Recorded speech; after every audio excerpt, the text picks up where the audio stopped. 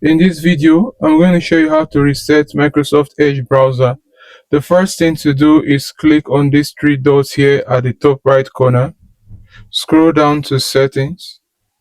Now on the settings page, in the left sidebar, scroll down and click on reset settings. Now click on restore settings to their default values. Then you will see a pop-up screen. Just read it if you want. It says this will reset your startup page, new tab page, search engine and pin tabs.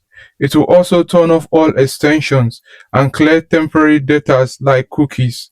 Your favorites, history and saved passwords will not be cleared. So if you understand and you want to continue, just click on reset. And as you can see, settings were reset. The reset is done. If you found this video valuable, consider subscribing, like and share as well. Thank you and see you in the next one.